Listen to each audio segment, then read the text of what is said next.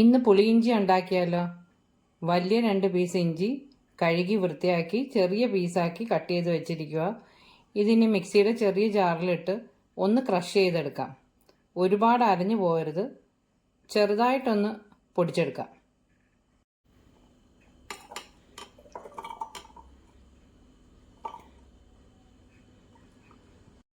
ഒരു ചീനച്ചട്ടി വെച്ച് വെളിച്ചെണ്ണ ഒഴിച്ചിട്ടുണ്ട്. അത് ചൂടാവുമ്പോൾ നേരത്തെ ക്രഷ് ചെയ്ത് വെച്ച്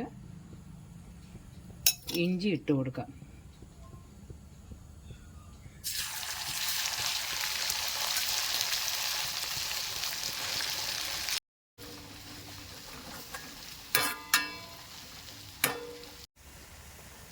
ഇഞ്ചി മൂക്കാറായിട്ടുണ്ട്. ഇതെടുത്ത് തണുത്ത് കഴിയുമ്പം ഒന്നുകൂടെ ഒന്ന് പൊടിച്ച് എടുക്കണം. അതേ വെളിച്ചെണ്ണയിൽ തന്നെ ആദ്യം ഉലുവ ഇടാം.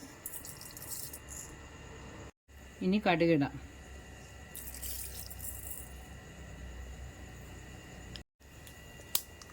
ഉണക്കമുളക് ഇടാം.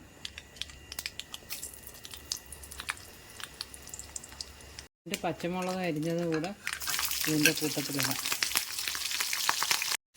കറിവേപ്പിലയും കൂടെ ഇടാം. തീ ഓഫ് ചെയ്തിട്ട് ഒരു 1/4 സ്പൂൺ മുളക് പൊടി, 1/4 സ്പൂൺ മല്ലിപ്പൊടി, ഒരു നുള്ള് മഞ്ഞൾ. തീ കത്തിച്ചിട്ട് പുളി പിഴിഞ്ഞതൊഴിക്കാം.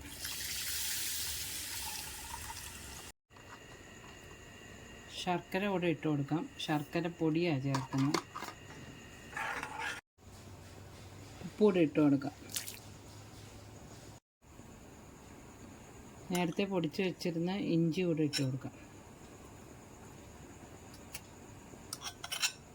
കുറച്ച് കായപ്പൊടി കൂടെ ചേർക്കാം.